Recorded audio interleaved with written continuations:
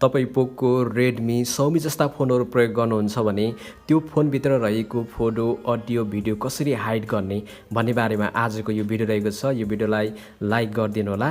आजको यो भिडियो हामी सुरु गरौँ।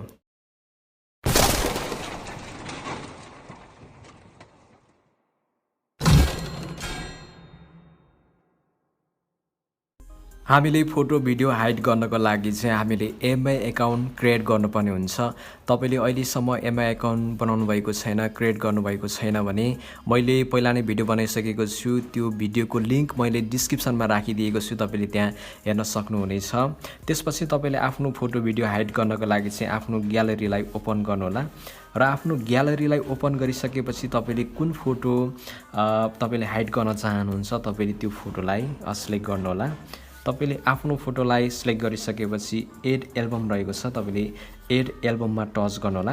टच गरिसकेपछि तपाईले प्राइभेट एल्बम रहेको छ, प्राइभेट एल्बममा तपाईले टच गर्नु होला। टच गरिसकेपछि तपाईले ओकेमा टच गर्नु होला। ओकेमा तपाईले टच गरिसकेपछि यदि तपाईले पहिलोपल्ट फोटो हाइड गर्दै हुनुहुन्छ भने यस्तो खालको भ्यू देखिनेछ। तपाईले नेक्स्टमा तपाईले टच गर्नु होला। नेक्स्टमा तपाईले टच गरिसकेपछि मन्तिर साइनिङ विथ एमआई एकाउन्ट रहेको छ, एमआई एकाउन्टमा तपाईले टच गर्नु होला।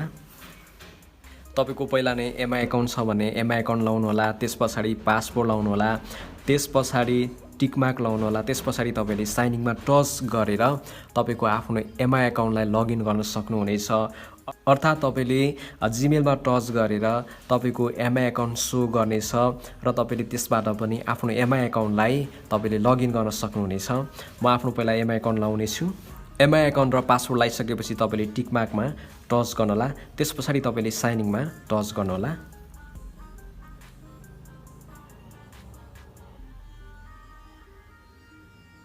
तपाईले यति गरिसकेपछि तपाईले आफ्नो प्याटर्न लाउनु होला। तपाईले फेरि प्याटर्न लाउनु होला। लाइसकेपछि तपाईले नेक्स्टमा टच गर्नु होला। त्यसपछाडी तपाईले एडमा टच गर्नु होला। यति गरिसकेपछि हामीले फोटो हाइड गरिसकेका छौं।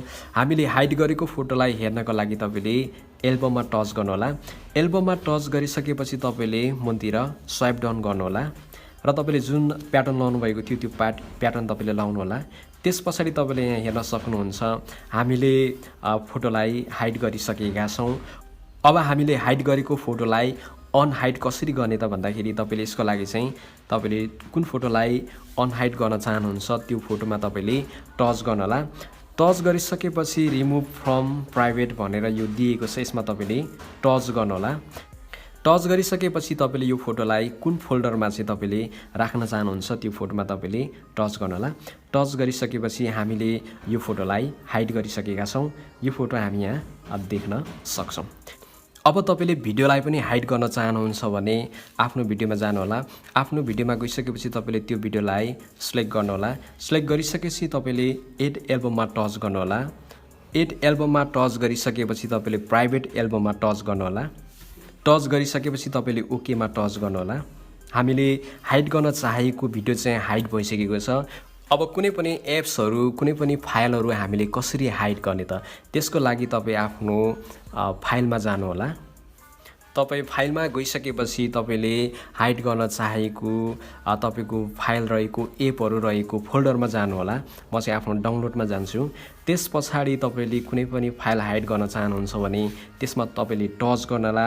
टच गरिसकेपछि यहाँ मोर भन्ने अप्सन रहेको छ, यो मोर भन्ने अप्सनमा तपाईले टच गर्न होला। टच गरिसकेपछि मेक प्राइभेट रहेको छ, मेक प्राइभेटमा तपाईले टच गर्न होला। टच गरिसकेपछि तपाईले फेरि मेक प्राइभेटमा तपाईले टच गर्न होला। यति गरिसकेपछि हामीले हाइड गर्न चाहेको एप्स चाहिँ हाम्रो हाइड भइसकेको छ। अब तपाईले फेरि त्यो हाइड गरेको एप्सलाई अनहाइड गर्नको लागि चाहिँ तपाईले फेरि स्वाइप डाउन गर्नु होला। त्यसपछाडी तपाईले आफ्नो प्याटर्न लाउनु होला। प्याटर्न लाइसकेपछि तपाईले यहाँ देख्न सक्नुहुनेछ जुन एप चाहिँ हाम्रो के भइसकेको छ, हाइड भइसकेको छ। मैले पहिला पनि यहाँ विभिन्न सङहरु मैले हाइड गरेर राखेको छु। अब तपाईले अनहाइड गर्नको लागि चाहिँ तपाईले यसमा टच गर्नु होला। टच गरिसकेपछि तपाईले रिमुभ भन्ने अप्सन देख्नुहुनेछ, तपाईले यसमा टच गर्न होला। टच गरिसकेपछि अब यो एप्सलाई तपाईले कहाँ अनहाइड अनहाइड गर्न चाहनुहुन्छ तपाईले कहाँ राख्न चाहनुहुन्छ तपाईले यो फाइल तपाईले चुज गर्नु होला चुज गरिसकेपछि तपाईले रिमुभमा टच गर्नु होला यति गरिसकेपछि एपलाई हामीले फेरि रिमुभ गरिसकेका छौं त्यसैगरी तपाईले कुनै पनि नोट्सहरु तपाईले हाइड गर्न चाहनुहुन्छ भने त्यो आफ्नो नोट्समा जानु होला कुनै पनि नोट्स हामीले हाइड गर्नको लागि चाहिँ तपाई आफ्नो नोटमा तपाई गइसकेपछि तपाईले यसमा टच गर्न होला टच गरिसकेपछि तपाईले यहाँ हाइड भन्ने अप्सन देख्नुहुनेछ हाइड भन्ने अप्सनमा तपाईले टच गर्न होला यति गरिसकेपछि हामीले हाइड गर्न चाहेको नोट चाहिँ टेक्स्ट चाहिँ हाम्रो हाइड भइसकेको छ अब तपाईले यसलाई अनहाइड गर्नको लागि चाहिँ तपाईले स्वाइप डाउन गर्नु होला स्वाइप डाउन गरिसकेपछि तपाईले आफ्नो प्याटर्न लाउनु होला प्याटर्न लगाइसकेपछि हामीले देख्न सक्छौं हामीले हाइड गर्न चाहेको टेक्स्ट चाहिँ हाम्रो हाइड भइसकेको छ यसरी तपाईले आफ्नो फोनमा पोको रेडमी Xiaomi जस्ता फोनहरुमा तपाईले आफ्नो फोनमा रहेका सम्पूर्ण फोटो भिडियोज एप्स अडियो साथै तपाईलाई विभिन्न टेक्स्टहरु तपाईले हाइड गर्न सक्नुहुनेछ आजको यो भिडियो कस्तो लाग्यो यो भिडियो हेरिदिनु भएकोमा धन्यवाद